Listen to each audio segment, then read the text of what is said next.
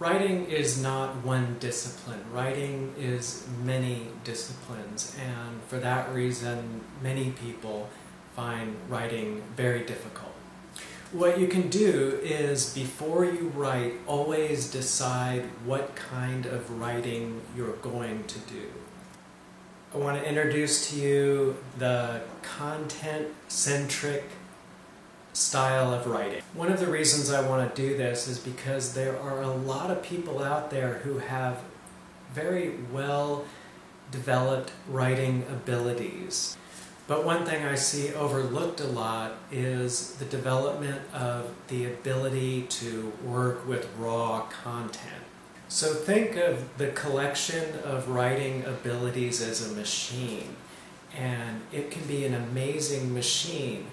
And the raw content is what you feed the machine. It's the fuel and the material that gets processed by the machine. And if you don't have that raw content, the machine won't run and it won't produce anything.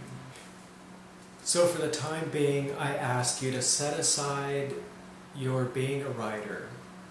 Put aside being a writer temporarily, and for the time being, work on being a storyteller.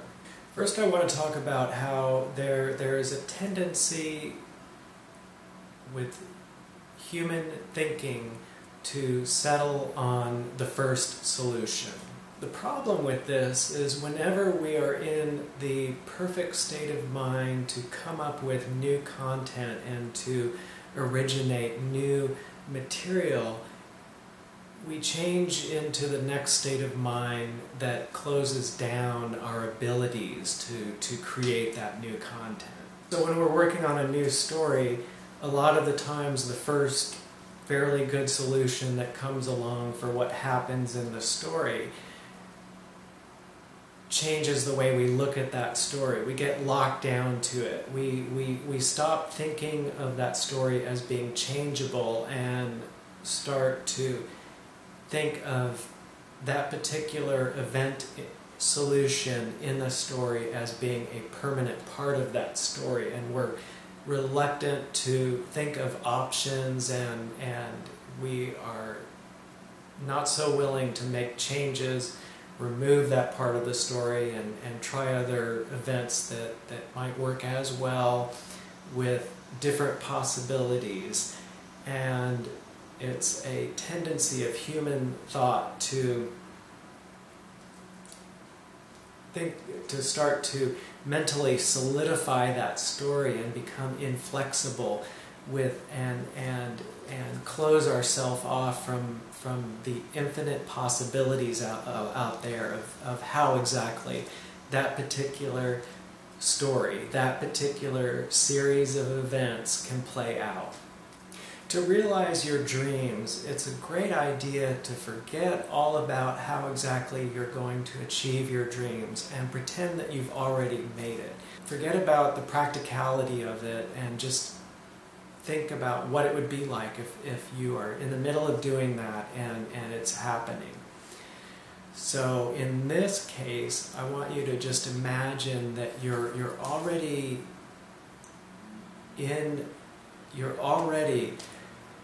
finding yourself in your writing life, working with a wealth of content, working with a wealth of original ideas, that when you go to write, there is no shortage of new images, new interesting characters to work with, new plot configurations, new voices, and go ahead and pretend that you're already there, that you've already developed that content-centric state of mind where every time you go, it's like a treasure chest in your room that you can open up, and it's always spilling over with new ideas.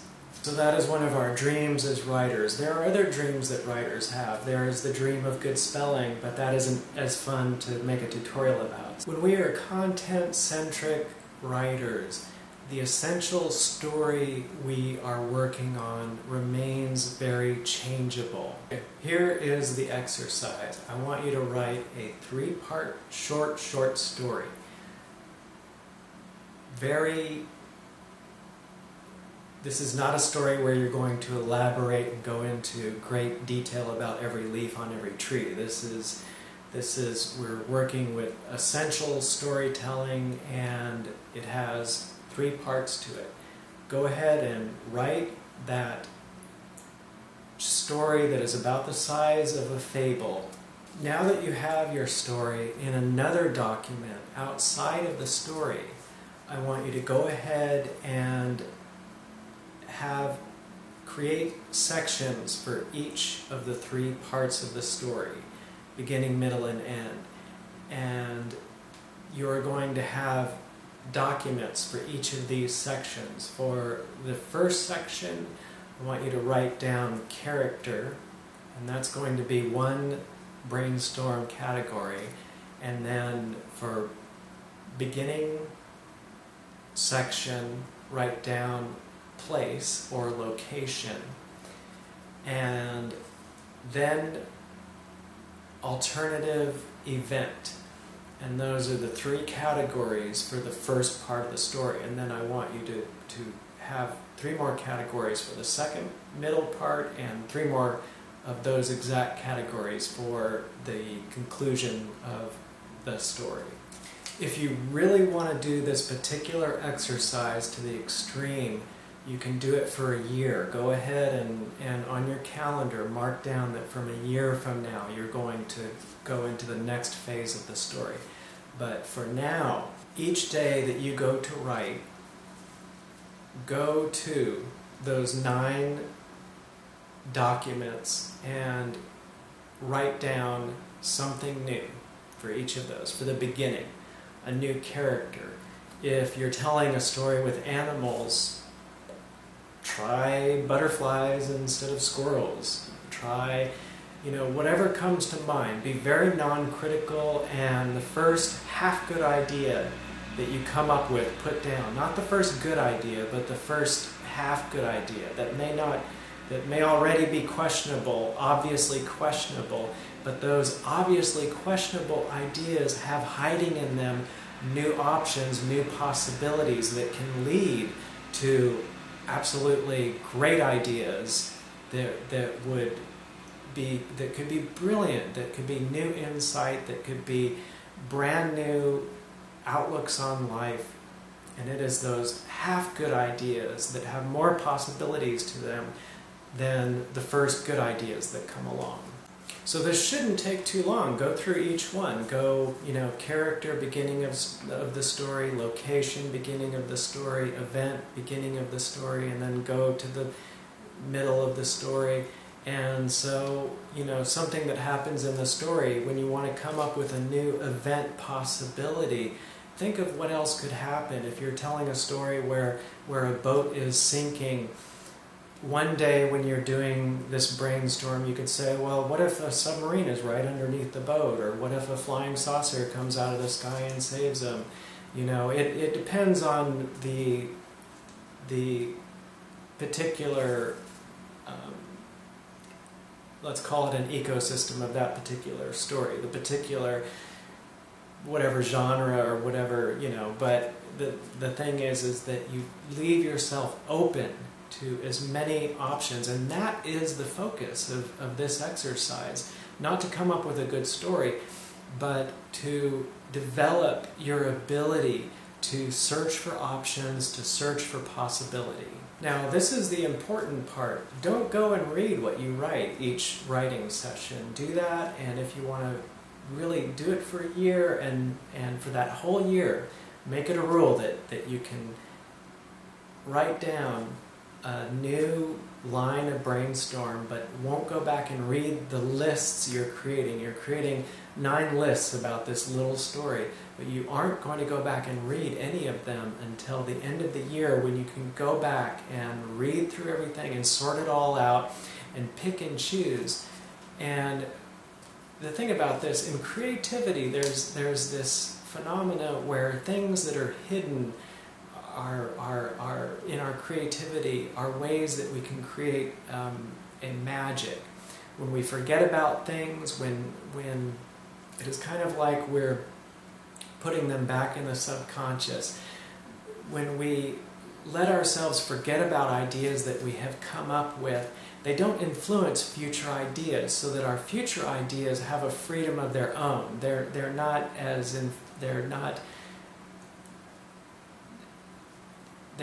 limited by ideas we've had before, so that when we have these new ideas, we temporarily hide them all away. We store them away like, the way squirrels hide nuts for the winter. And then this is a creative game we can play with ourselves, and this is where we really get this sense of this magic of ideas, because then what we're creating is a treasure trove that at the end of the year we look at it and are surprised by these ideas we came up with and have forgotten about, and can see them for their real value that we may not have seen at the time. And again, we have a lot more options available to us that we didn't see at the time. And we have a greater sense of possibility that we didn't see when we first came up with these ideas. So that is the exercise. And when you're coming up with the categories that you're going to brainstorm, do the ones that make sense to you. These are ones that work with the kind of fiction writing I do. But change it around. I think you get the general idea of what I'm talking about. And remember, everything I'm telling you, the only way of really knowing is to try it, is to actually practice it. And otherwise, it's just an extremely faint idea of exactly the types of mental abilities that we can stumble upon by practicing writing in this way.